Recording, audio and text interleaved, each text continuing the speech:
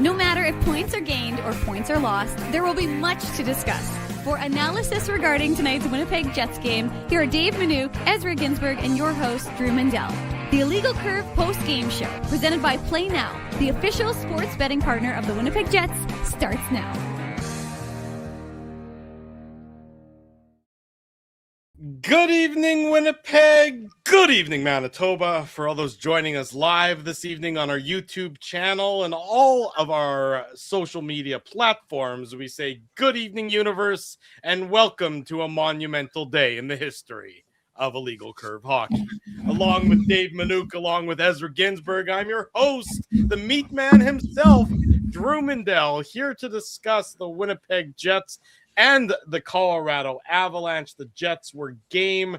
They fought hard. They did their best, but ultimately not quite enough to match the speed, the talent, and the just complete game that is the Colorado Avalanche, dropping a 3-2 decision on home ice tonight. A very costly loss for the Winnipeg Jets, as the Nashville Predators lost in regulation time. Had the Jets been able to pull off a point, even 2 points in this game, they would have been that much closer to the Predators. They don't fall any further behind, mind you, given that they started the night 5 points back. They end the night 5 points back of the Predators with now 10 games to go for each team.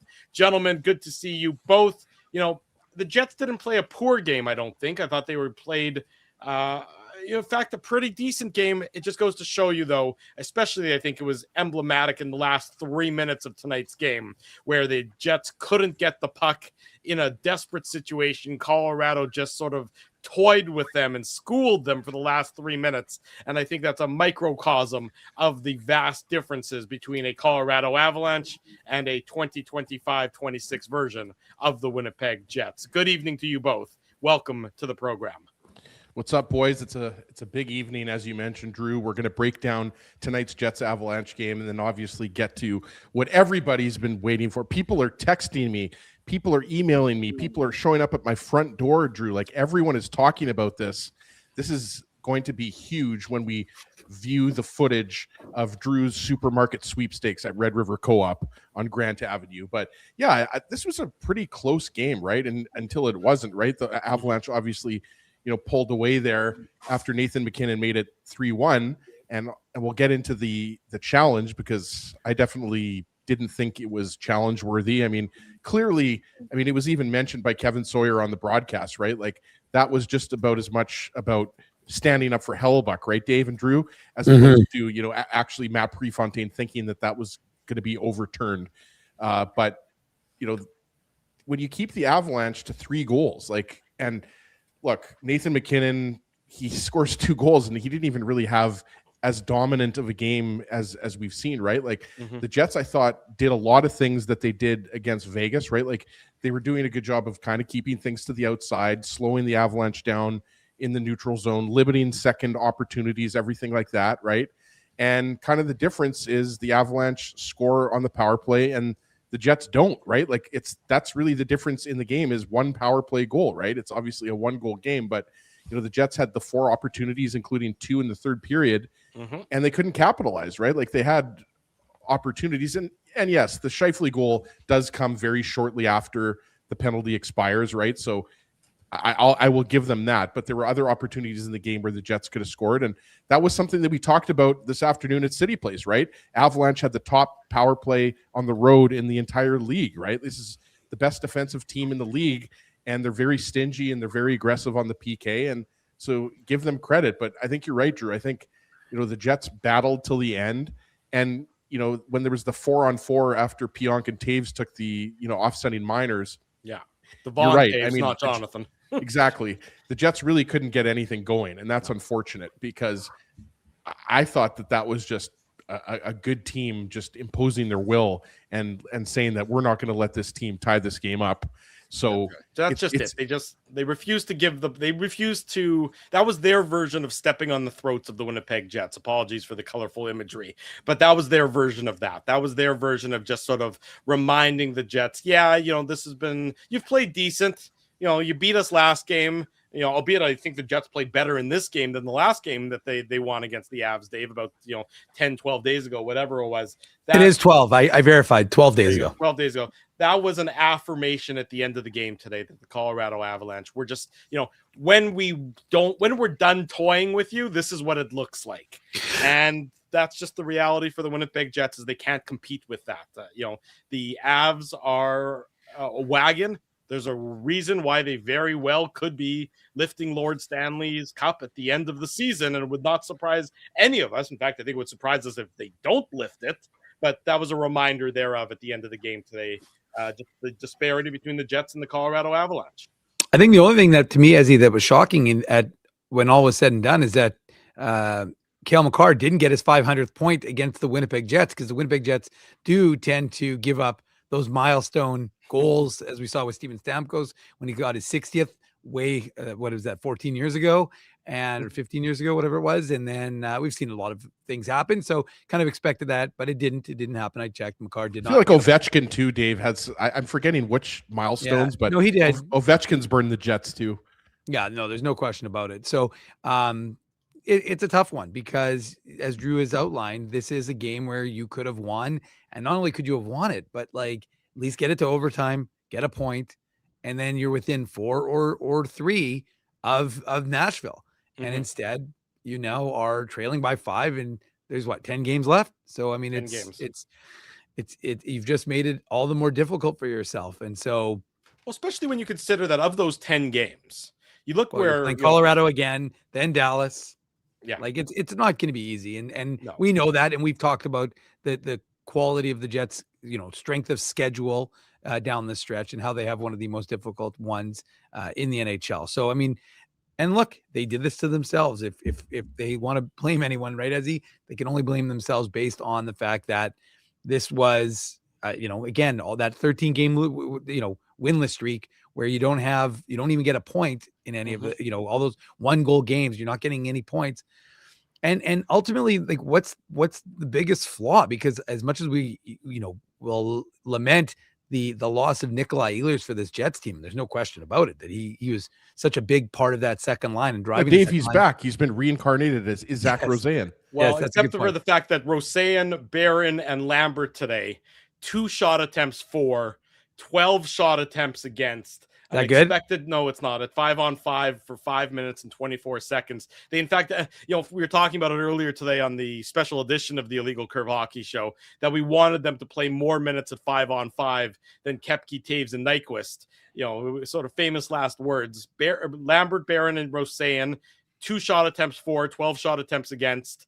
Koepke, Taves, and Nyquist, 10 shot attempts for, 1 shot attempt against at 5-on-5. I was saying Taves should have had more ice time, and Nyquist and Koepke, of course.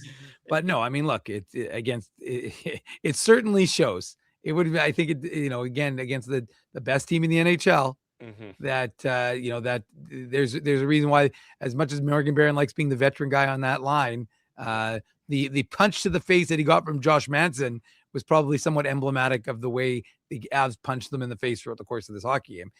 But it really is, what I was going to get to though, Drew, was the fact that, to me, the powerless power play is the difference in this game, right? I mean, that's just the fact that you can't strike while the iron is hot. Or you can't make the iron hot. And, these are the opportunities with the man advantage that last year, Ezzy, was winning you hockey games. And now I wouldn't say it's losing you games per se, but it's definitely costing you points. And this is another example of a game where you could, again, ill afford, if you are playoff minded, to gain points, then this was the one you could ill afford to lose. I thought you talked about the power play, and Ezzy, you mentioned the power play earlier as well. I thought the power play was intimidated to some extent by the Avs penalty kill. The Avs are so fast and so aggressive on that penalty kill.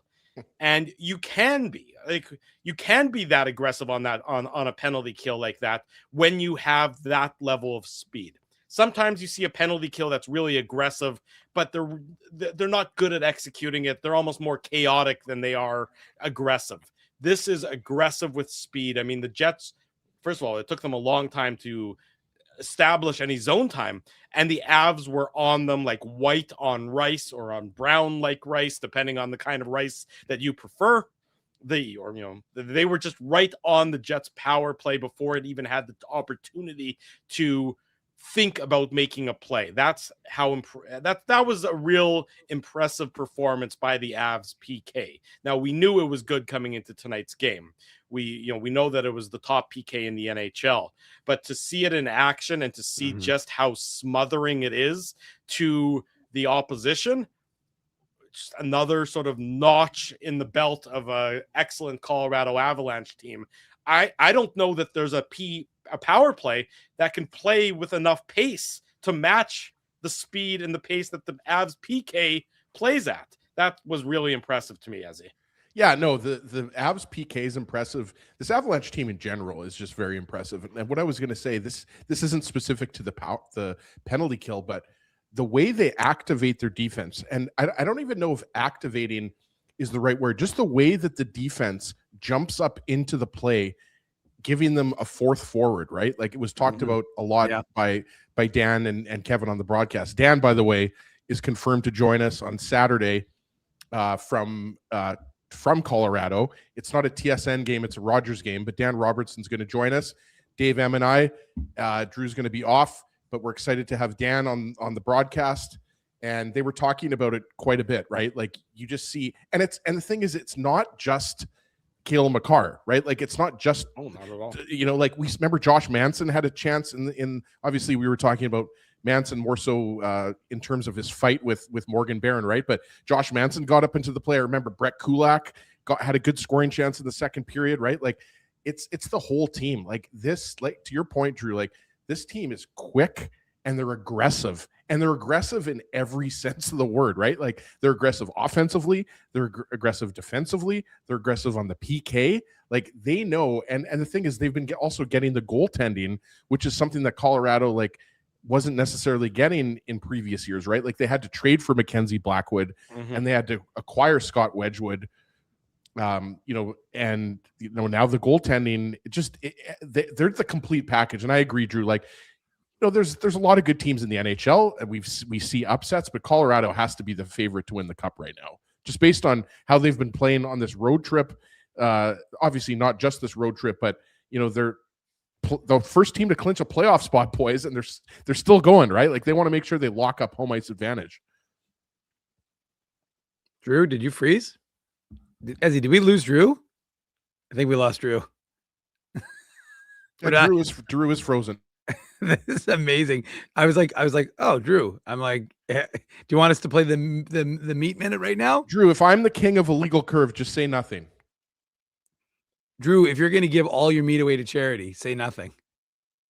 Hold on, we got something in the private chat here. And he's gone. Yes. No, I think Scott Arniel is going to be up. Colby in our private chat, Dave is saying that Scott. Oh, that's Colby. It's not even. It's funny because I was just one thing I was going to say, and I guess now I'm in charge of the show. Is I was going to say it's a little late for Scott Arniel, so things were going a little long in the media availability. We'll see if there's anything to it. Most important thing, Dave, is we cut the dead weight though. That's the most important thing. No, this is the show right here. These are the two guys who are going to be driving the show. The showstoppers. Yeah, exactly. We don't worry about grocery store meat. We worry about providing meaty content for you guys. I have so many questions about that. I know we're going to stick to the game here, and we're going to hear from Scott Arniel, who's obviously going to be disappointed the Jets didn't get any points tonight. But I'm so excited to see this footage. Like I mean, we're going to give Colby a lot of credit because it sounds like Colby, he worked on it. As you know, we all have our our works of art, if you will. Most of the time it surrounds Drew and eating. And, I've done that to Drew in the past, but I will tell you that. Hold on. You're talking about the hot dog collage. Just for everybody. You're okay if I mention this. Yeah, I don't mind. Live, right? Yeah, of course. The chat's going to love this. In the second or third year of the Jets being back, Scott Arniel is going to come up right away. But long story short, they used to have hot dogs during the intermission, and Dave secretly took pictures of Drew eating hot dogs for a year or two and then put together a collage of 10 or 12 pictures of, it was like a mosaic of Drew eating hot dogs. And it was one of the funniest things I've ever seen. Yeah, and to me, it should be like in the Winnipeg Art Gallery beside like an Andy Warhol painting. I really should bring up that picture, just so, especially considering Drew's not available, so he can't even defend against it. But it was a lot of fun. I took a lot of because this was back in the day when we were all at the games, and I'd have pictures of Drew, and he had no idea. And then I unveiled it at the Super Bowl, if you remember, Ezzy, when we were all watching the Super Bowl together. And I said, why don't we watch this during the commercial? And then all of a sudden, everyone went wild. Yeah, we have a lot of time on our hands back in the day. I will say that Drew's in load management right now, according to CMAC. Got to keep him fresh so he can bring the heat. Well, I mean, wouldn't that be a shame, Ezzy, if somehow Drew's internet wasn't working and you and I text us though. He usually texts us. Yeah, interesting. Wow. Hopefully, Mr. Meowcat. I mean, the one thing I have to defend us, I guess, a little bit about is that we're not here to gush about the Avs. We're just talking about the team. It's part of the analysis. I mean, if the Avs weren't good and the Jets were great, then we would talk about how the Jets had performed well against a very good team. But you can't sit here and not acknowledge the team that you watched. And the team you watched is the best team in the NHL. And so you measure the Jets against that team.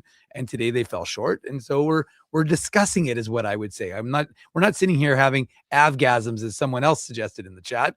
I think this is that's funny. Whoever came up with that, that's good. I think that was Mr. Meow may have said that one, or someone else. But anyways, look, I love the chat.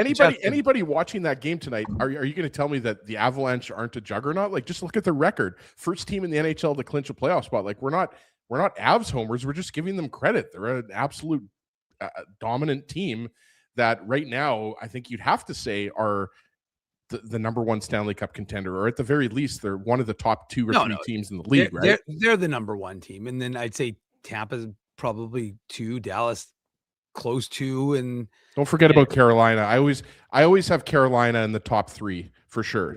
Yeah. They have to prove it in the playoffs though, right? Like it's been year after year of disappointing finishes for the Hurricanes in the playoffs, right? By the way, this is a good one, Ezzy. Drew might be having another meeting. MEATING. Nicely done, Dietermeister.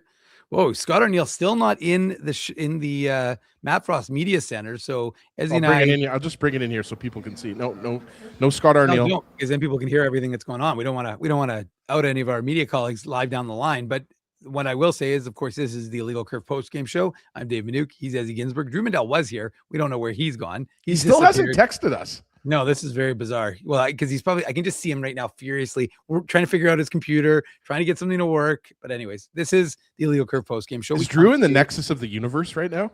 Someone did say he was in the Matrix, although Colby now is chiming in saying he's got the meat sweats. But what it comes down to is, remember, we do this after every single Jets game. Usually we don't talk about meat. We usually talk about Jet stuff. But for this one, we will be talking about both. And make sure you are subscribed to the channel. Make sure you're smashing the like button. I suspect with Kenny Weeb going to the things. Speaking of Kenny Weeb, happy birthday. Here comes head coach Scott Arniel. What do you think of the hit itself before it? Well, it was a penalty. Yeah, he was calling a penalty on it. So. What did you see the coach's challenge? It was a real cross-up. Referees told us he tipped the puck before it went into his stick went into Helly's glove. The league said it was contact in outside or in the white, incidental contact in the white on the white ice. And there's actually video where McKinnon's stick goes into Helly's glove before the puck hits his stick. 3 different opinions going on right now. So. Mark Scheifele hit the all-time games leader position in a Jets uniform. I'm just curious, when you see guys like that, or across the league, guys putting up career years later in their career, how much do you think that inspires the younger generation to kind of just take things seriously from right when they get in the league? Yeah, it's that's the part about being a pro and being a good pro. And it's not just the games you play; it's the summertime, it's the conditioning that you have to go through, the looking after your body, the mental side of it, playing 82 games plus, with the playoffs. Doing it year after year, there's a lot of mental to it, and the guys that do that, that's what they learn, and they learn it young, and then they realize that they have to play a certain way to get to those kind of numbers, and he's done it. I don't know if it was a set play that they had coming out in the third period there, but what did you see that it hit his shin pad first. Kadri fired across. It hit his shin pad and then sat right behind Helly and whacked it in. So I know they were trying to attack because we had a guy coming out of the box with whatever it was, 7-8 seconds, whatever it was. So they were going to try to get to the net quickly. It just, when Kadri fired it, I don't know whether it got deflected or he shot it that high, but it hit McKinnon in the shin pads, dropped down, and then he got a piece of it. Your team has been really good at generating that come from behind goal ever since the Olympic break, a little bit before the Olympic break.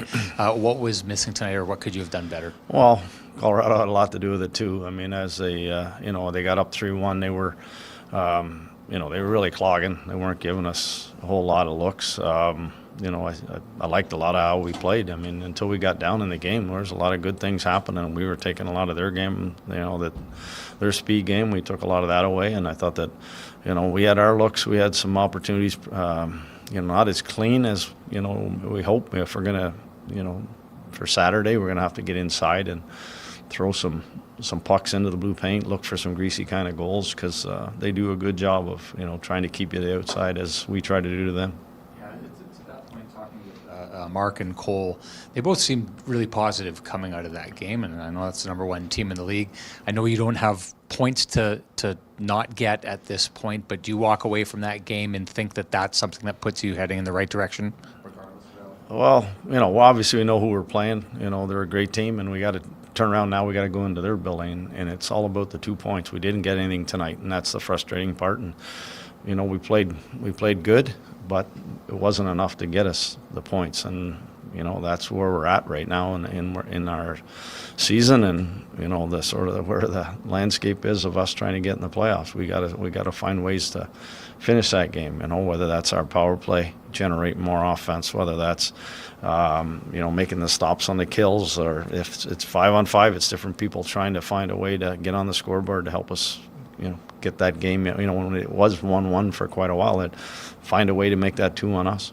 On the topic of the power play, I think you're 5 for 45 now since the Olympic break. Colorado's penalty kill is really, really good, but what are you seeing from the power play right now?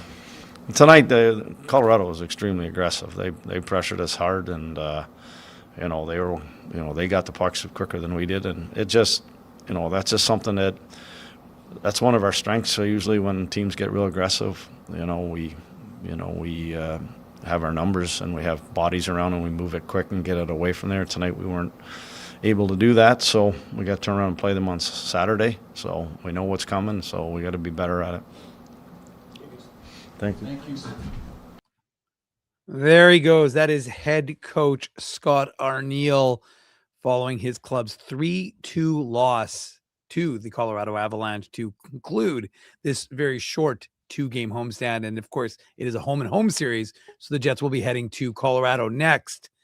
And Drew Mandel may be heading back onto the Illegal Curve postgame show to join us in his regular host position. Drew? I'm here. Can you hear me? We can hear you. Okay, I think this might be a sign from the world that the Mandel Meat Minute shouldn't actually go to air. I'm not convinced that this wasn't a sign. My internet conking out. This may have been just a sign that this shouldn't go to the light of air. Shouldn't make it onto the broadcast. But nonetheless, I am back. Drew, we're watching that footage. Even if all of our internet is out, we're going to be watching that footage tonight. I'll guarantee you that. That's okay. So I do apologize. I have no clue what happened. Of course, that's usually how that works. It just sort of happens one day. You're in the middle of a thought, and then the next second you're entirely frozen. But nonetheless, thank you both for picking up the slack for me. Don't worry, we threw you under the bus, and then I was the way I think. Drew's, go ahead. Oh, I thought you were freezing again there, Drew. Oh, Drew, I don't know. This is iffy. Oh, Drew froze. Drew, Drew's frozen again. Drew, what do you have to say for yourself? Drew, how much meat do you have in your freezer right now? Drew, do you think the show is better with or without you? If you say nothing, it's without you. Okay, Dave. Well, Drew's having some. Maybe I should. I'll take him out here for a second. Yeah, you take him out. We'll remove him, and we'll just keep the post game show going without him. He's obviously having some more. Let's see if he's still frozen. No, he's not there. It's unfortunate that he hasn't frozen in like a jazz hands thing though, because that would be, that'd be better. Although Drew should probably at this point acknowledge that he should just go on with his phone, and I can control the thing. Maybe we should text him that, and then we can just Mr. Meow, we must, just says as he took out Drew. So, anyways, welcome back to the show. This is the Illegal Curve postgame show. Usually it's the three of us. Right now it's the two of us, me, Dave Manuk, Ezzy Ginsburg, my main man. Colby Spence was here. Colby is, of course, our photographer, videographer extraordinaire, and he brought us Scott Arniel from the Matt Frost Media Center, which is we're the only show that does that. Dave, if Drew isn't, sorry to cut you off, if Drew okay. isn't able to come back on, we're still going to be able to play because it's on our YouTube channel, right? Yeah, well, believe me, we're gonna be playing that. Yeah, I need to see it. It's a two. By the way, I don't know if Drew mentioned this. Drew's little 60-second shopping spree at Co-op on Grant. It's actually a 2-part series. There's a lead up almost like a hype video. Drew getting ready for the supermarket sweepstakes, and then there's the actual GoPro footage that the footage from Colby and Drew had a GoPro strapped to his chest. So it's a 2-part series that we're going to play after we break down the goals in the PlayNow game recap. But I'm glad that we're still going to be able to. We don't even need Drew. It'll be funnier if Drew's not on the show, right, Dave? Well, once upon a time, this is actually a funny story. I had a buddy who was on a reality TV show. Cash Cab? No. Last Chance for Romance. Oh, wow. I won't name names, but a buddy of mine went on that show. Did he fall in love? Well, no, the idea was it was your last chance for romance. So you were there with like your partner anyways. Okay. And for the record, every partnership failed. No surprise. Are they still together? No, it failed. But anyways, the point is that so he was on it, and then I decided, being the good friend that I am, to have a screening with all of our friends, and I didn't invite him. So we had it at we had it at a local restaurant. Like 40, 50 people showed up, and we watched it. It was amazing and very cringy. I still have a copy of it. Anyways. So this would be very similar to that, that's kind of the same thing. I don't think it'd be a problem. And Drew just texted us, keep going. So, even though I love to throw Drew under the bus, I think we should just keep going and maybe get into the PlayNow game recap, Dave, because he's having some Wi-Fi issues at his maison. Yes, this is very. I mean, Drew might want to talk to the company here and figure out exactly what's going on, Ezzy, because that's it's not good. But anyways, you are right. The show must go on. The show will go on, and that show begins or starts when we start with the PlayNow game recap. The PlayNow game recap.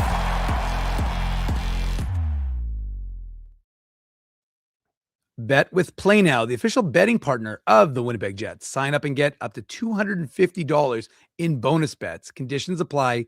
18 plus. Enjoy responsibly. Well, we're all crashing out here today because I just, my mic somehow just took a little. Is this mic on, Dave? Yeah. Is this thing on? Well, the Jets were wondering that. Now, Ezzy, before, we talk about, Mandel isms, and that's all well and good, but a little minutia, which I'm not going to say that the Jets stole from me because, of course, I'm sure it wasn't my news. But what happened? They honored Mark Scheifele for playing his 951st game before things got underway. Well, before any scoring, I should say, got underway. So he passes Thomas Steen for that milestone. Pretty big moment for Mark Scheifele. And then, speaking of Mark Scheifele, Ezzy, 9 minutes and 55 seconds into that first period, they weren't sure it was a goal, but it was, in fact, he was confident it was a goal. And I don't know how many times we've seen him score from that position, but it is like automatic for Mark Scheifele, who takes the goal scoring lead away from Kyle Connor, his 33rd goal of the season. Great pass by Kyle Connor, who gets his 50th assist.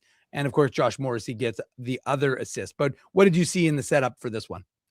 Well, and there's a great forecheck from Mark Scheifele prior to this goal, right? Like you mentioned, it's obviously, Scheifele scoring in his wheelhouse, but Scheifele aggressively forechecks prior to that goal.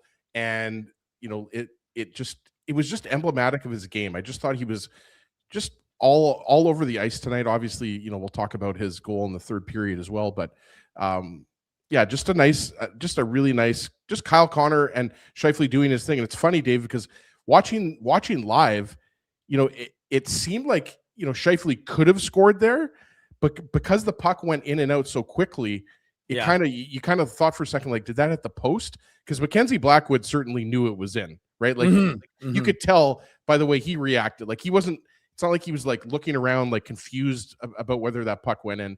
Mackenzie Blackwood went in. But yeah, just, a good effort along the boards, and then just Connor with a nice quick pass, and Scheifele with that quick release that we've seen so many times.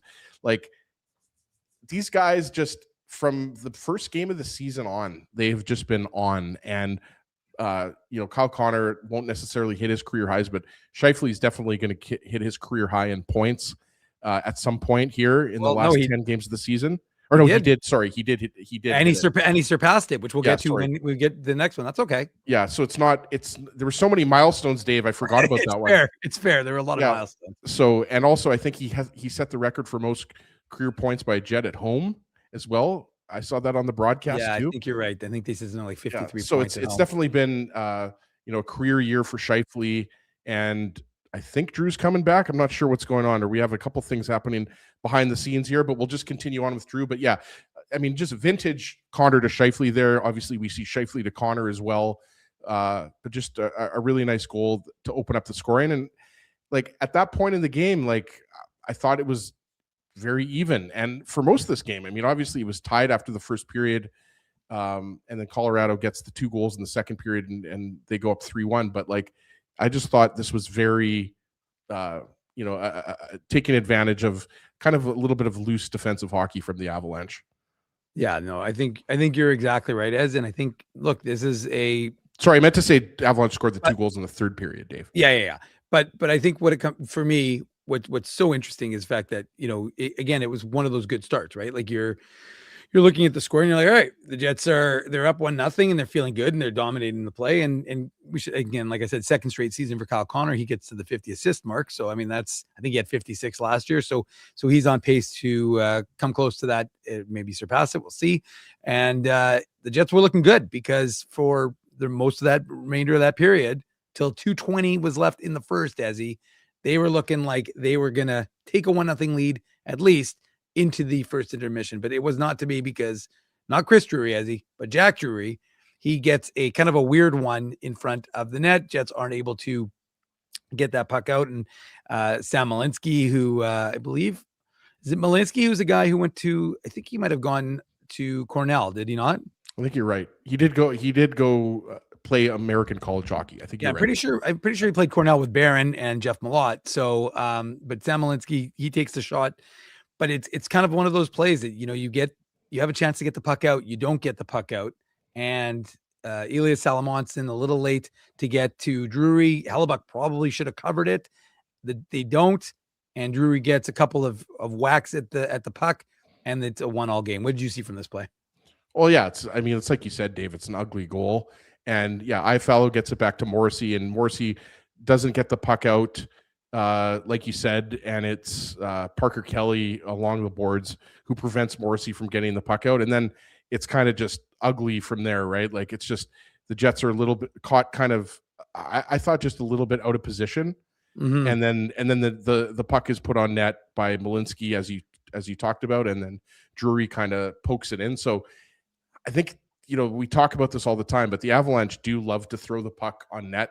Like maybe it wasn't reflected as much in their shot total, but that is definitely something that they like to do. They like to have layers of forwards in front. I think they're top 5 in the league in tipped goals. And we obviously saw that in the first round a few years back. Right. But just kind of, a result of a turnover and just kind of being a little bit caught out of position on this one.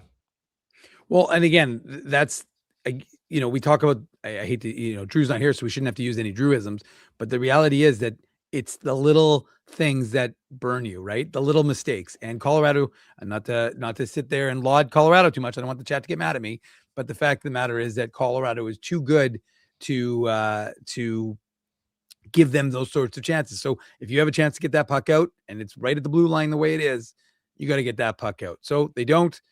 And it's a 1-1 game after 1. Nothing doing in the second. Ezzy, anything while we're going to skip ahead to the third period soon, but is there anything from the second period that kind of stood out to you? I mean, there were obviously some chances, but anything that, we haven't discussed really already? I mean, the Jets did have the benefit, or I should say, sorry, the Jets did have to kill some penalties, and they killed the 5-on-3, the Elias Salamonson, Ezzy's, for the record, folks, Ezzy's least favorite penalty in all of the land is a delay of game penalty. So that's what happens. Ilya Salamonson he goes for the golf hook as it's like that was like me at Kildonan trying to get over the 10th hole to the bridge, but is it the 9th? No, I think it's the 9th actually. But anyways, the point is, I love that hole, regardless of what hole it is. I love that hole.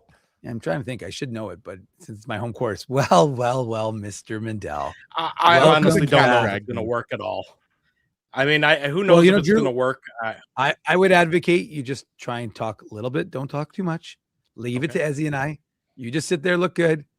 I'm already downloading the meat videos just on the off chance you're incapable of joining us. I'm glad you're here. Welcome back. You can resume hosting responsibilities. I will go back to my analyst. Where did you guys leave off? I will tell you, we are in the second period. We're in the 5-on-3, Salamonson taking the delay of game penalty. I'm explaining to the good folks who know this already that it is Ezzy's least favorite penalty. So you are welcome to share any second period thoughts, or you can move us to the third period. I would say about that play by Salamonson that was just a little bit, I think, of the youthful exuberance coming out in a bit of an unfortunate time there. I think he panicked a little bit, understandably, given the scenario, given the stakes, given everything. I mean, obviously, it's a terrible result for the Winnipeg Jets, and again, I agree with you, Ezzy. Sometimes it's just an annoying penalty. Sure. And this is one of those instances, and I thought it was just a little bit of youth on display there for a player who has been poised beyond his years in his role with the Winnipeg Jets as of late. Just a little bit of youthful exuberance on display in an unfortunate situation there that allows the Colorado Avalanche to end up with that 5-on-3 that takes us into the third period, where the Avs take a 2-1 lead. On the power play, the 5-on-3 had just ended, so it's now just a 5-on-4, and it's Nathan MacKinnon, his 47th goal of the season, assist to Nazem Kadri, assist to Marty Nakes. Again, it's hard to really blame the Winnipeg Jets in any sort of example here. It's just that MacKinnon is able to sort of corral the pass from Kadri and gets a couple whacks at it, just sort of sitting there on the goal line before any of the Jets players can react to it. And it's behind Connor Hellebuyck 13 seconds into the period, and the Avs have that 2-1 lead.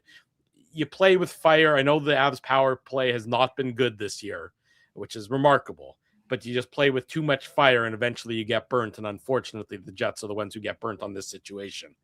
Yeah, and like you said, Drew, like obviously the Jets killed the majority of Taves' penalty at the end of the second period, but even though this doesn't count as a 5-on-3 goal, Taves is just getting back into the play, right? So, like you said, even though the Avalanche's power play has not been good this year, and we were trying to, really dissect it and figure out why, what possible reasons, and it's when you have MacKinnon and Makar alone, it's hard to really imagine how your power play isn't at the very least like top half of the league, right? But yeah, I mean, it's, some good puck movement, right? You had Kadri out there, obviously Nakes to MacKinnon, and then Sandberg attempts to make a play, and then he's a little bit spun around, as is Hellebuyck, right? So it's an ugly goal.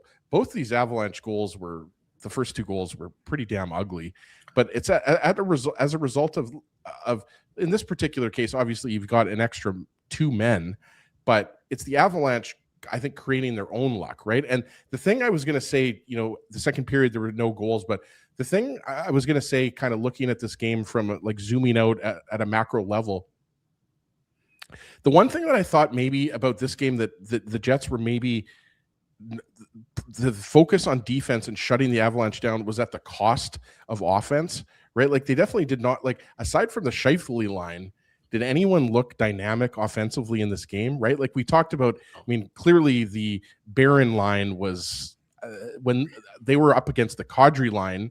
Yeah. And they lost those minutes. That's Kadri. We talked about this. Logan O'Connor, who's, I believe that's only his second or third game back, and then Ross Colton, who also was back from an injury. Like that's why the Avalanche, like when you have Nazem Kadri centering your third line, like you remember when the Avalanche won the Cup in 2022, guys, Kadri was your second line center. Well, now they've got Brock Nelson as their second line center, right? And that just gives them so much depth. And again, I'm not going to have an avgasm and I'm not going to, make this a Colorado Avalanche, homer show. Right. But it's a good team, right? And like that's the thing that kind of stands out to me about this game is that the Avalanche that wasn't even their A game. No. And they won pretty easily, right? Like I realized their A game was the last 4 minutes of the game.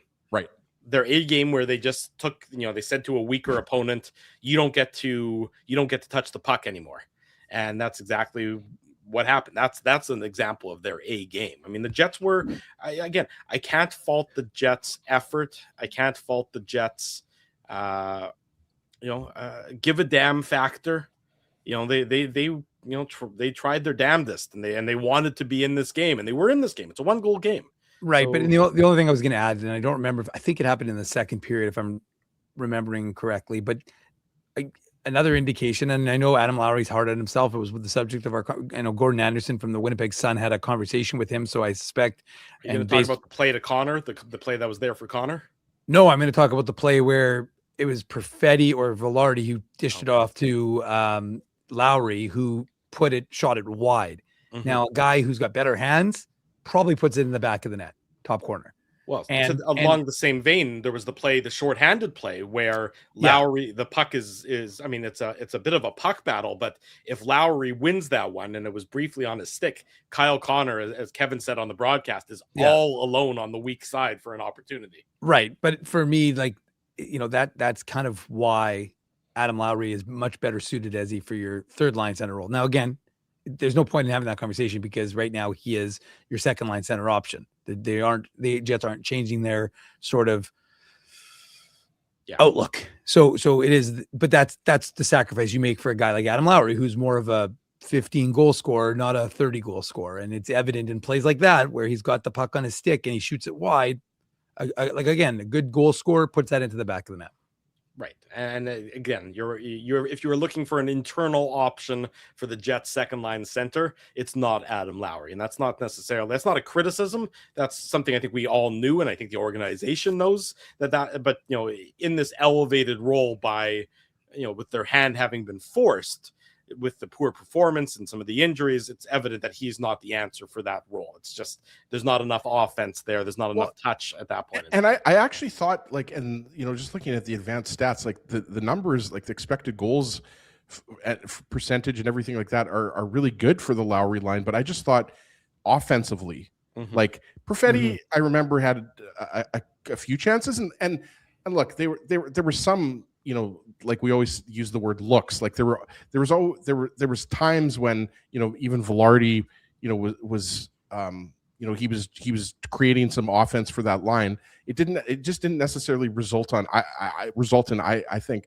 like high danger. I can't remember a high danger chance that line had. I could be wrong. I'd have to check natural stat trick. Well, high danger chances in the course of the game were 19-7 in favor of the Avalanche. Well, right, and the thing is, Drew, even if you're not into advanced stats, that's a pretty damning statement about how dominant the Avalanche are. Because I think if you, again, I don't have this off the top of my head, but if you go back 12 days ago, and you check the Avalanche Jets game, the high danger chances were definitely one-sided in the Avalanche favor. It was Connor Hellebuck standing on his head, right?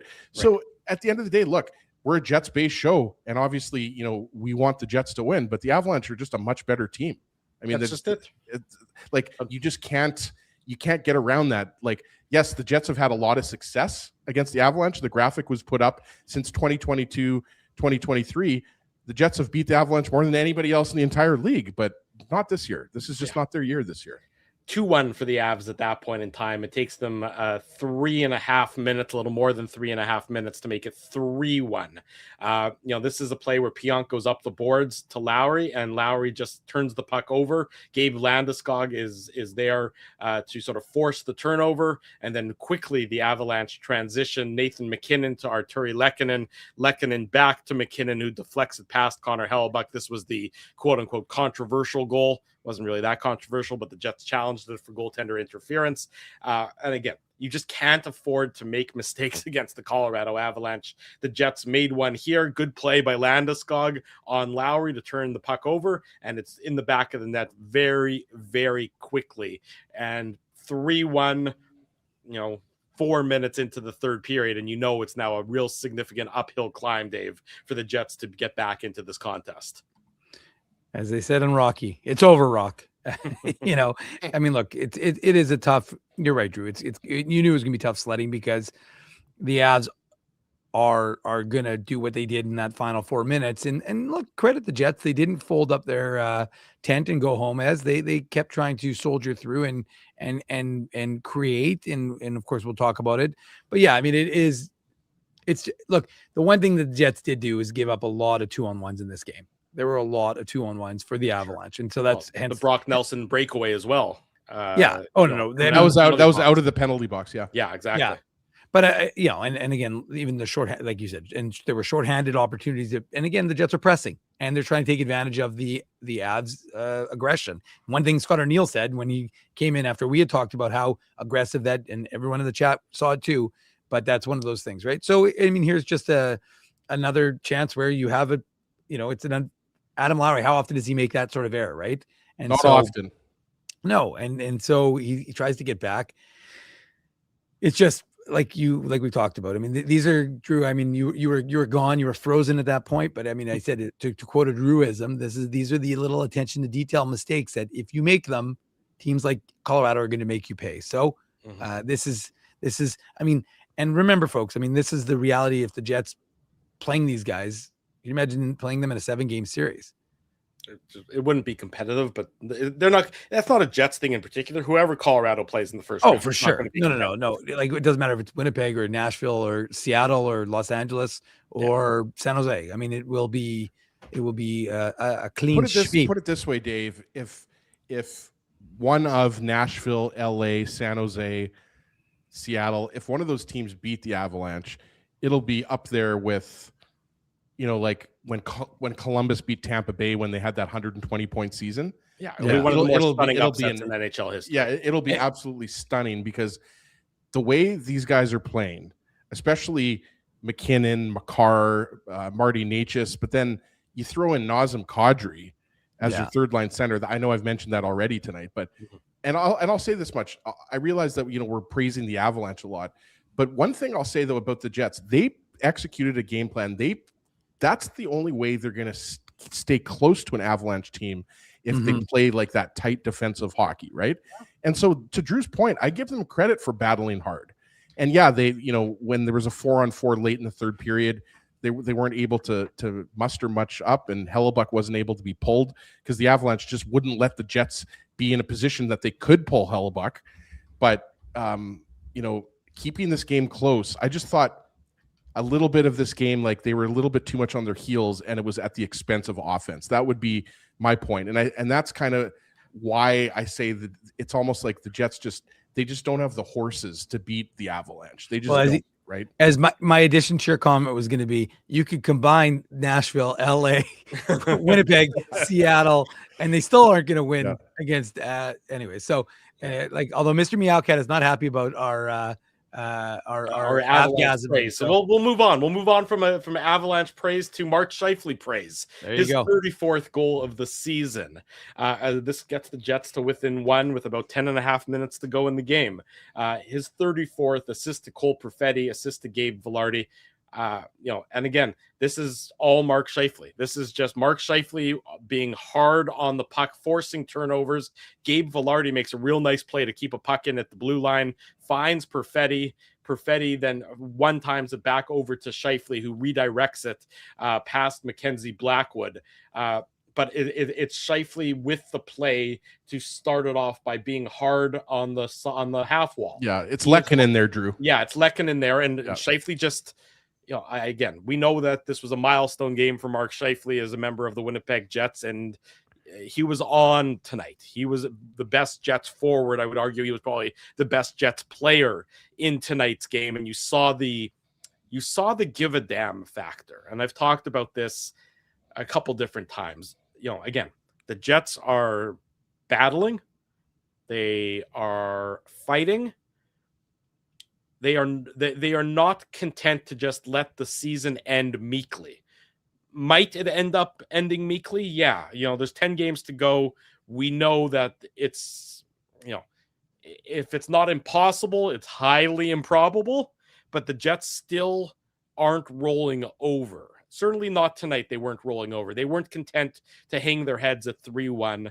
And to me, that is a sign, not for this year necessarily, but it's a sign for next year that what's happened this year, they hope and they plan for it to be an anomaly of a season as opposed to a sign of just a negative sign for future for this team. I think that is something that is shining through in all these games in the month of March, at the very least, is that the Jets still are filled with pride as a dressing room, and the players themselves are filled with pride.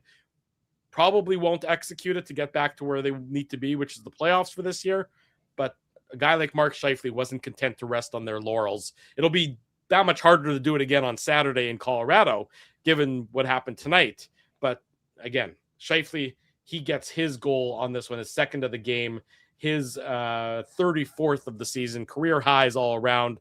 He's, what is he now, 12 points away from 100 in the last 10 games to be played. Not going to be easy to get there. That would be more than a point a game, but he's probably averaging that. If he's got 88 points in 72 games, I'm pretty sure if you extrapolated that over 82 games, that would get him to 100 points, which is, I'm sure, a milestone that he's looking for between now and the end of the season.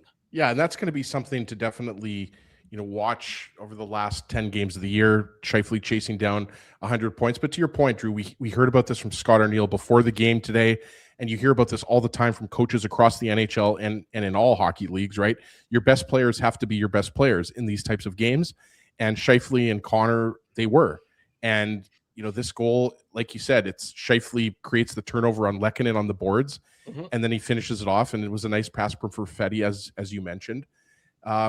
And so I think Jets fans that were at the game tonight at Canada Life Center or watching at home, I think Jets fans were happy with the effort, right? Like, this was not a game, like you said, where, the Jets, I don't know if you would say they won any of the three periods, but they certainly were competitive and kept this from being a track meet, and they kept it close, and they gave themselves a chance to win. And I was going to say one more thing, like on the just going back to the McKinnon goal, that type of goal, I think, is going to be a goal in the playoffs. If a goal like that or a situation like that happens, that could end up being a problem, right? Like, we won't go too deep into it, but I can see why Connor Hellebuck wasn't happy. But at the end of the day, he does tip the puck before the contact is made. So I think you can't reverse it based on that. I thought it was a good goal, Dave. Yeah. I mean, I thought that was a good goal. I mean, I understand, why they challenged, but I don't think you challenge that, by the way, if it's in the first period. I think because it's in the third period, you're down 2 goals. I think that's why you challenge it. Exactly. I think you're right about that. I would agree that the desperation and the situation and the time of the game factored into that decision. But if we're taking that kind of goal off the board, then you can't score net front, basically. Nathan McKinnon didn't do anything wrong. He went hard to the net. He wasn't in the paint. Might have stick. That's incidental. And I think the situation room got that one right. I mean, I would have been surprised if it had been any other decision because, again, what's a player supposed to do in that situation, in that instance? I think you're right, Drew. And the only thing I was going to add really was, I have this CMAC talk has this comment about Gabriel Velarde. How about that Gabriel Velarde dude as a driver on the second line? He's still getting better. He's the key to the Jets' success at forward. He makes the second line go. He also makes interviews go. As we talked to him today, he's a good one. It's so funny. Like, honestly, he's like, oh yeah, Kelly said something. He's like, oh, you do? Thanks. As soon as I could see the way Kelly was saying something to him, I was like, oh man, I just know how he's going to respond. But he said it's pretty cool at least 3 or 4 times too. Yeah, that's cool. Yeah, it's pretty cool. Yeah. Well, I think he's having fun showing off some personality. I think Velarde, I don't even think it's close right now. I think Velarde is by far the best. Every time you go down to Canada Life Center and interview him, Dave, obviously I listen to all the players' audio. But Velarde, it's just I obviously don't know Velarde personally, but I imagine he plans to keep it that way. I might. Yes, I don't think he has any desire to meet me, Drew. But he told me otherwise. He seems like a guy with a great sense of humor, right? Like, it just comes across like it's you wouldn't call it a dry sense of humor, but it's a unique sense of humor just his reactions to the question. And you're right. His back and forth with Kelly was very funny this morning. He's got a general amazement that we want to talk to him. I think that's what it comes down to. I think like he's like almost incredulous. Like, why do you guys want to talk to me again? You know, but and not from you're having the best year of you're having one, you know, probably your best season in the NHL game. But that's why. Well, no, but I mean, but I just think it's more just that kind of shock that people actually want to talk to him. But anyway, speaking of him, so Gabriel Velarde, you know, he did kind of dismiss the idea of that health issues have been a thing for him. But same time, today was his 72nd game, which is the most he's ever played in the NHL in one season. So, you know, I'm sure he's happy with that, and he's 1 point off his career high. So that's also another thing. But again, like I said, all these, and he did talk about that. He said, look, I'm not focused on individual success. This is all about the team. So, and I agree, CMAC, I laid this out the other day in terms of the disparity in, you know, for all the things that people want to pillory Kevin Cheveldayoff, and they're letting Nikolai Ehlers walk for nothing, trading for Luke Shen. There's some things that you can pillory him over. The trade of Pierre-Luc Dubois, that's a beautiful one. And as we outlined with Morgan Barron hitting his 300th game, the trade of Andrew Kopp to the New York Rangers, also a very good trade. So I think arguably, sorry, I think Drew's getting the supermarket. I'm getting texts from people saying they want to see the videos. So you can finish up your thoughts on it. You know, listen, this is our show. You know, tell the texters, tell Benji and the rest of the texters to chill. Yeah, tell Drew Nation to just calm down here for a second. But we're going to get to that. But now I completely lost my train of thought. There you go. What were we talking about? We were talking about the trade. You were going to talk. I was going to say, I think the Andrew Kopp trade is arguably a more one-sided trade for the Jets. To your point, Dave, like that trade has just keeps going, right? And Alphonse Frey is part of that deal, right? Yeah, but I mean, look, you saw three of the players that were part of it was in Barron, Salamonson, and Lambert are all a result of the Andrew Kopp trade that the Rangers got. I think 16 regular season games and 20 playoff games. And don't get me wrong, I mean, if they win the Stanley Cup, they're not complaining about it, but they didn't. They didn't. So, and because they made it to the finals, the second rounder became a first rounder, became the Brad Lambert. Exactly right. 3-2 the final tonight in downtown Winnipeg. The Jets, they came close, but they were not able to eventually tie it up, and the Avs walk away with the victory. Did you guys do the read for PlayNow while I was frozen? You can. I did the intro read if you want to do an outro read. Okay, there you go. So big thanks to our friends at PlayNow for their continued support of the Illegal Curve post-game show, as well as all of the Illegal Curve broadcasts. Okay, so I think we've reached that point of time where this is a monumental moment. Now, we're going to do it in two ways, folks. There's two separate videos. Now, worth pointing out as well that neither Dave nor Ezzy have seen these videos. So they're watching them fresh as well. So everybody, I've seen them, of course. All the praise needs to go out to Colby Spence, producer, photographer, videographer, Colby Spence, as he is the mastermind behind putting all of these videos together. So the first Drew, video, you're like Colby's like Martin Scorsese, and you're Robert De Niro. That would certainly be, something that we can use that as an example. So the first video, I'm already loving this. The first video, which is now up on your screen and about to press play, and I hope everybody's mentally prepared for this. I don't think I am. Dave, you don't think you are? I don't blame you. You haven't. I'm not sure I'm ready for this. You're not. This is going to be the best. That's a perfectly reasonable comment on your part, Dave. Drew, now here's the question. Should Ezzy and you and I mute ourselves so we can just have your audio as opposed to, or is there audio associated with this? There is audio, because what you're going to see here is the pre-race training montage, as well as the pre-race interviews that were conducted by members of the assembled media who were in attendance in my living room in the morning of the event. So we can certainly mute ourselves. There's no reason for the three of us to have our audio up necessarily, because you'll be able to see the three of the reactions. But without further ado, and this is part one, then we're going to take a break and come back with the actual running of the Mandel, the running of the meat, if you will, after the break. So here to start it off, what we've all been waiting for, this is the Mandel Meat Minute training montage. Ladies and gentlemen, please enjoy my public humiliation.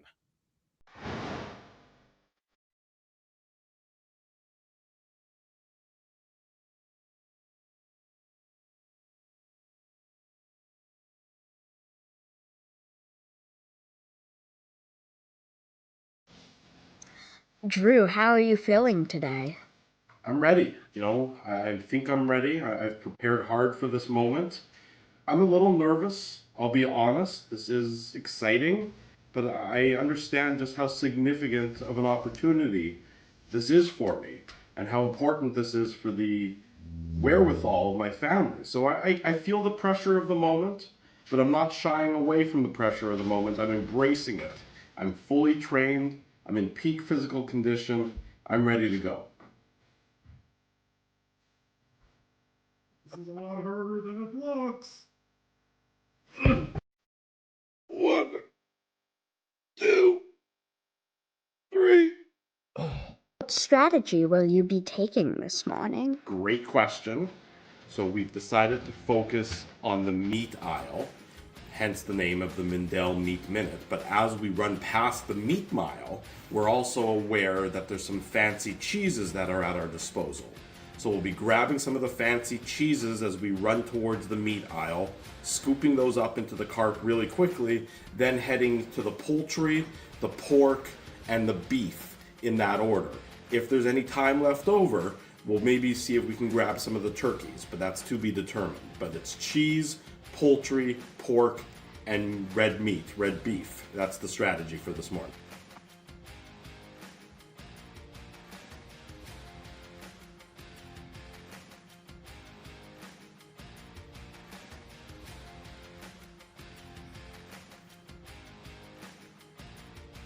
This is amazing.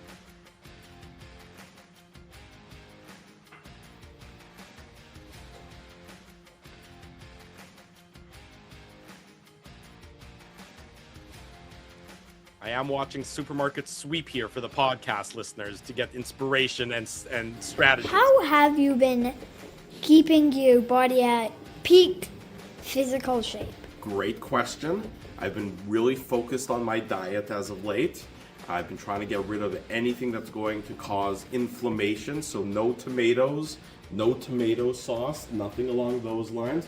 But it's all about the feet as I'm running. So I got to make sure that I'm using my foot massager here at least 23 and a half hours a day to keep my feet in good condition. I've also got rid of the seed oils. I'm told that by a reputable source that those are bad now. The seed oils apparently are terrible. So I'm only going with straight animal fat when it comes to things that I'm frying my food in. Okay. So that, ladies and gentlemen, let's bring Dave and Ezzy back into the broadcast here. That is the first part. That is the training montage and the pre-race interviews. I hope that was enjoyable for everybody.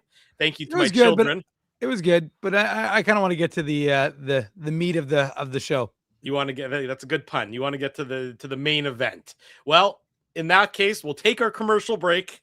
On the other side of the break, we come back. It's the moment we've all been waiting for weeks on end since we first found out about this. When we return on the Illegal Curve Postgame show, it is the Mandel Meat Minute. I can assure you, folks, don't go anywhere because you will not want to miss this. Drew Mandel, Dave Minuk, Ezra Ginsburg with you. The Illegal Curve Postgame show returns with the Mandel Meat Minute. I want to thank you for not betting with PlayNow and choosing our illegal gambling sites instead. Because we couldn't afford things like this without your money. So much of your money. Now you might have questions like, Do our profits benefit your community? no. Or bet with PlayNow, Manitoba's local legal and secure gambling site. Dining, entertainment, parking, and convenience, all in one spot. City Place is located in the heart of downtown Winnipeg, attached to the Canada Life Centre. Whether you're working, living, or out for a night in the downtown, make City Place your go-to destination before or after the fun finds you. Lunchtime, game time, anytime. Visit City Place at 333 St. Mary Avenue, next to Canada Life Centre. Boys, I've made an important life decision, and I need your support. Oh, boy. I've decided to get a grill. You mean A barbecue grill for cooking? Like, that's not an important life decision, Ezzy. No. A grill for my teeth. A grill for your teeth? Do I even want to know why you're doing this? It's simple, really. Every time I go to Holt Dental, I get treated so very well by Dr. John and his team that I need to keep finding additional reasons to go back. I rely on Holt Dental for all of my dental needs, and they do it all, from regular cleanings to cosmetic dentistry. Plus, they have free parking at their front door, and you know how much I love my convenient parking. For all your dental needs, Illegal Curve recommends Holt Dental, conveniently located on Taylor Avenue near Grant Park Mall. For more information, visit them online at holtdental.ca. For over 40 years, Rumors Restaurant and Comedy Club has been Winnipeg's home for stand-up comedy. Renowned in the comedy world as a must-play venue, Rumors has recently been named Canada's top comedy club and a top 5 comedy club in North America. From birthday parties to date nights to fundraisers, wedding socials, and everything in between, Rumors is your destination for the best live entertainment Winnipeg has to offer. For information on upcoming shows, Rumors' incredible promotions, and to purchase show tickets, visit rumorscomedyclub.com. Hey Winnipeg, Joe Carter here. I look forward to joining you in Winnipeg on June 4th for the Ray D. JCC Ken Cronson Sports Dinner. See you in June. Don't be late. At Boston Pizza, a fast lunch doesn't have to mean fast food. Now you can get a $15 lunch served in just 20 minutes, including your choice of a main, side, and drink. That's right, lunch for $15 at your local Boston Pizza.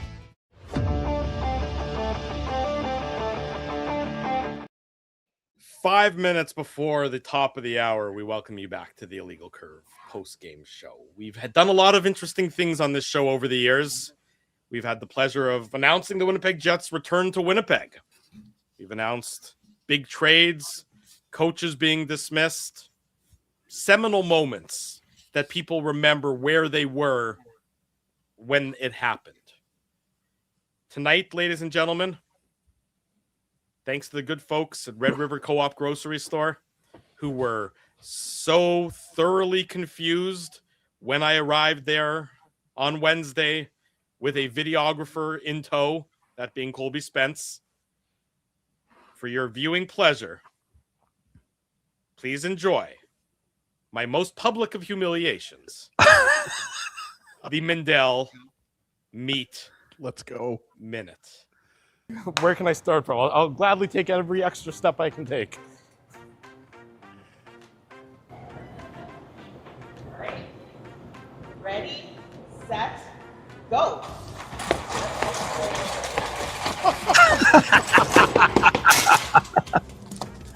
Oh, okay. Nice cheese. Got the cheese in there. Good cheese. Good cheese. Oh, I love the timer on here too. This is great. Yeah, Colby did a great job. Oh, Colby's so good. Look at that. I've never seen him move so fast. Drew, taking too much time on the cheese, though. I was going to say, you're spending a lot 22 of time seconds on cheese. Okay, here he goes with the poultry. Chicken, little chicken. Oh, already 30 seconds left. Okay. I didn't. Look at Drew go. Turn to sweat at this point. Oh man, Sam yelling, "Get the chicken!" To get the chicken. That's great. Or Aaron, I'm not sure which one, but one of them. That was Sam. 10 on 10. Good thing you didn't have to get all the way back to the. Nerve-wracking than I expected. But I mean, the lucky thing for you is you didn't have to stop at the. You could bring it all the way not back. long. To the, 60 seconds the, is not long at all. That card is full though for 60 seconds. You did a good job there, Drew. I hope so. That did not take long at all. Now where do we go? Back to the checkout stand? See if I maximized everything? See if I failed the family or not? I think I failed the family in a lot of different reasons. Yeah, I'm like, I don't want to say that might not be the reason, but. Look at that. Look at all that meat. And the GoPro just makes this the best. Well, it's a multicam setup for a crazy person running through a grocery store aisle. More importantly, did you have to knock any old people out of the way in your pursuit of happiness. I did not. They managed to avoid the crazy person. And shorts, Drew. Interesting. I wanted to be, as unencumbered as possible, Dave. Good question by TH Power. Because you had a $500 limit. So if you were over 500, did you have to pay? Just watch the video. That all gets explained shortly as we ring it up here feel at like the a cash failure register. if I don't get to the $500 mark. Well, you already had 175. I know, but we'll see. Look at all that meat. The meat man delivered. Time will tell if I get there or not. 182. Look at all that cheese. What are you going to do with all Thank that you, cheese? Sammy. You're doing a great job, everybody. Wow. Everybody's helping out. Is that a little Gouda down there? I think I'm going to make it. Is that halloumi? I think that was halloumi. Corey wants to Yeah, know. let's see if I Here, can- I'm going to put this. Brent. First of all, Brent's see. saying cholesterol is going to spike. It's going That's to be for close. sure. I don't know. And Corey's saying. I when's know. the There's illegal still more to barbecue? come, Sammy. Yeah, we probably don't need this one, but we'll see. I did, in We'll see the hindsight, I number. spent too much Coming- time in the Get cheese into area. crunch time here. What do you guys think? You I think didn't we're wanna going to say make anything, it to the but $500 mark? 22 seconds in the cheese. There, Rookie those error. were the big ones. Oh, yeah. Oh, dang it. We broke it. By the way, Drew, you should also at the last second just drop a lot of gum down onto the thing. I didn't. It's a good thing you didn't give me any more than 60 seconds. Our revenue share next year would have been lower. You bought too much. I bought too much stuff. So let me pause it there. If you see it on the screen, after they rang everything up that I had in the cart, keep in mind I had a maximum of $500. That is $634.14 worth of food in the cart. Wow. Very impressive. Oh, So keep what? going up. So what happens then, Drew? Well, just watch. Oh, okay. All right. Sorry. I gotcha. Colby's the Yeah, freaking I best, don't- by the way. Those ribs. Give this. This is like I'm not getting rid professional. of all the cheese, sweetie. I like Don't how worry. waiters. This is how Plenty much gas more- cost me today. That's for I sure. do know that. Liquor beaver. That one back too. Is this a humiliation ritual? Don't ever subject anyone to this ever again. Drum roll. Rob Mahoney, this makes me so happy living vicariously pay the through dollar? Drew. So what happened is they said to me that I could pay the extra $140 after I went over, after I went, Yeah. And of course I wasn't interested in doing that because I don't need $640 worth of meat. So I returned a lot of And the cheese. cheese. Oh, wait a second. That's even more degrading. So you had to sit there and like reduce your bill? I had to sit there and reduce the bill from the $634 worth of I would food not. that I grabbed. I would have paid $134 not to be aggravated about that. That would have been such a so So annoying. hold on, Dave. Did Drew have $130 worth of cheese, or did you have to give a little meat back too? No, I had $130 worth of cheese. Oh, for sure he would have. That cheese, and I would imagine you still had some cheese left over. I had a couple bricks of cheese left over, but no, I kept all the meat and I gave back some of the cheese. I realized The in cheese, hindsight that terrible I decision. shouldn't have spent as much time in the cheese section. As soon as I saw 22 seconds, I thought this is a guy who trained. I don't think so.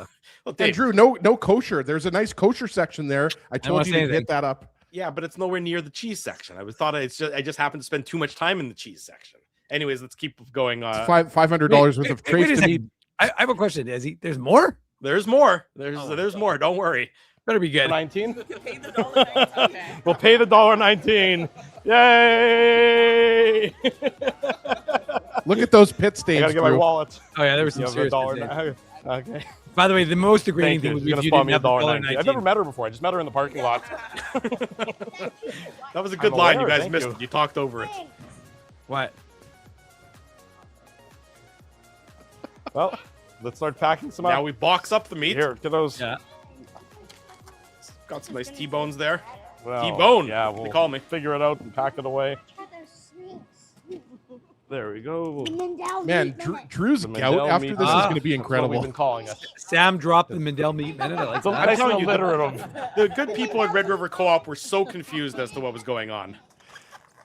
And that, ladies and gentlemen, is the end of the Mandel Meat Minute. And let That us was never amazing. speak about it again. And Dave, and now kids, you have to eat $250 worth of beef. Yeah, by the way, kids, the Mandels don't have a freezer, so you're going to be eating that over the next 3 days. By the way, C-Mac has a good question. Is this being submitted to the Gimli Film Festival. I mean, can you Colby? We praise Colby all the time for the ability to, what he does to bring us Coach Arniel on every post game show and all the great photos he takes while at the Jets game. But follow us on Instagram. Yeah, if you don't follow us on Instagram, then you should, because you can see all of Colby's great work there. Hold on, there's people that don't follow us on Instagram. There's we do have 16,000 followers. No big deal. We're doing all right.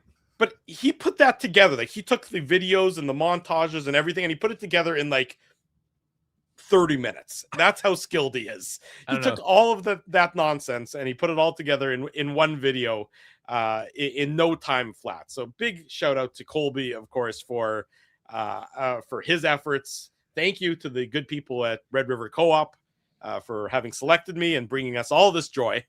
Because it really is a liberating experience running through a grocery store and just grabbing food off the shelf without looking at it. Well, I will tell you now, because this is the longest post-game show, but not really. Obviously in the playoffs we go longer, but we didn't just do this now. Ezzy and I, we of course watched this for the first time. We enjoyed it, but of course it's the comments from the chat. I mean, Ezzy and I will make fun of you and your friends will make fun of you, but T. Will says Drew's about to become the first Manitoban to contract scurvy in the 2000s. That was a great comment. Dave, it's the gout that I'm worried about. Yeah, that's a good one. Hold on. There was another really good one. Jason Eastwood had one.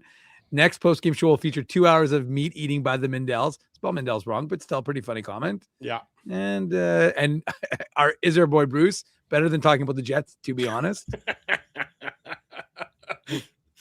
And Andrew Haleko, the professor, swimmers eat a lot of meat. Your kids are going to be stars, Drew.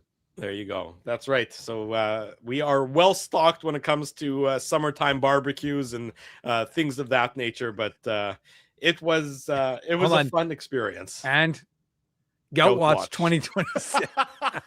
That's amazing. That's why I love the chat, and because they smashed the like button. Because there you go. Any questions? Any follow up that's necessary, or we shut this operation down once and for all?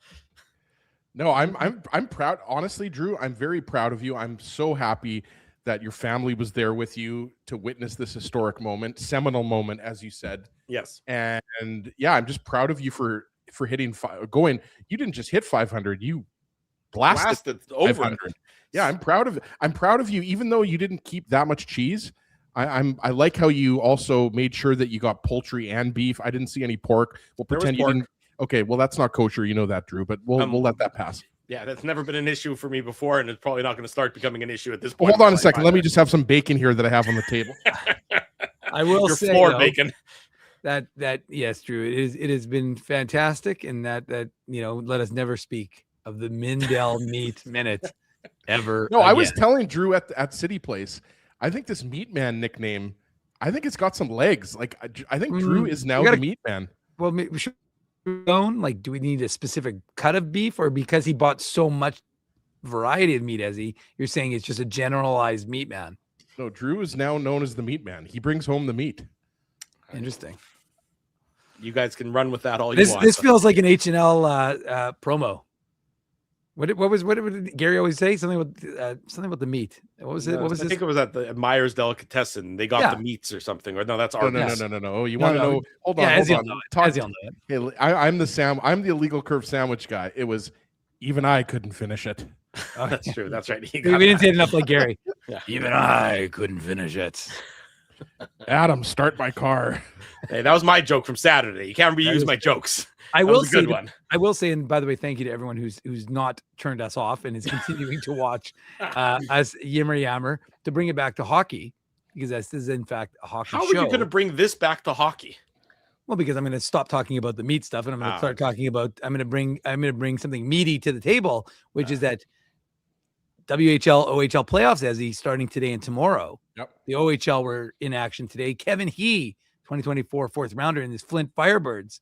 They rolled. Kevin He had 3 assists in an 8-1 win. But it wasn't all good news, because over in Peterborough, North Bay Battalion, which is Dominic DiVincentis' old team, beat Kieran Walton and his Peterborough Petes 1-0. So they are down 1-0 in the series, and Flint is up 1-0 over Owen Sound. So those two guys are in action. Jacob Cloutier will be in action, Owen Martin is going to be in action. And Edison Engel is going to be in action. There we go. And Yeah. So there you go. Those are the 5. Of course, hopefully you saw we did a little catch up with them. And of course, Ezzy, Garrett Brown, University of Denver, Zach Naring, Western Michigan, Sasha Boumedian, he's out, but those are the guys, the 2 college prospects who are still in action for the Winnipeg Jets. So we'll see what they are able to do in the NCAA when that gets the Frozen Four, when that gets started, which I think is next. Is it next week? It's the second week of April, isn't it? Yeah, it might be the second week of April. Yeah. So, or maybe they're, I don't know. You know, they might. No, I think they might start now, actually, Ezzy, and I think it concludes in the second week of April. Yeah, the regionals started. The regionals started, I think, today, if I'm not mistaken. Yeah, because I was going to say, that's what I meant. The final is usually kind of Yeah. around like April 5th to 8th or something. Right. I was going to say, after the Final Four ends is when they do the Frozen Four. Yeah, because I was going to say, I'm pretty sure I saw our boy Brad Schlossman was somewhere. So, anyways, that's Sioux to bring Falls, you up. South Dakota is, I think, where UND is playing. There you go. So The Frozen Four starts April 11th. There you go. Yeah. So there we go. So we will keep you up to date on what Garrett Brown and University of Denver or Zach Naring in Western Michigan are up to. And maybe, like we said, the guys who in the WHL and the OHL get knocked out as will be bringing you up to date as what they're doing when they go and join the Manitoba Moose, in addition to Alphonse Frey. And by the way, Drew, the newest signing, we're just going to pretend like the Jets organization didn't sign a new player. You can talk about it. Well, we don't really have much to talk about because I don't really know much about him. You don't know anything about him. I mean, he signed a college free agent, so Lucas Wallen. So it's no surprise, by the way, he's a captain because that's what they do. Mm-hmm. And we'll see another Minnesota kid, played 4 years of college, so he's going to. I bet he doesn't have as much poultry in his freezer as Drew does, though. And that is when you know it's time to end the show. Thanks to all of you for joining us. Thanks to our sponsors, PlayNow, Rumors Restaurant and Comedy Club, Holt Dental, City Place, Wheatland Hockey, Boston Pizza, and the Rady JCC Sports Dinner coming up on June the 4th. Support all these local businesses, these fine businesses, because of their continued support of Illegal Curve Hockey. If you haven't already done so, smash the like button, subscribe to the channel, turn your notifications on. We'll do it again on Saturday morning and again Saturday night after the Jets and the Avalanche. Hope you've enjoyed the post-game show. We hope you've enjoyed the Mandel Meat Minute. For Dave Manouk, for Ezra Ginsburg, I'm your host, Drew Mandel. Until Saturday morning at 9 a.m., we wish you good night and good luck. And thanks for watching the Illegal Curve post-game show.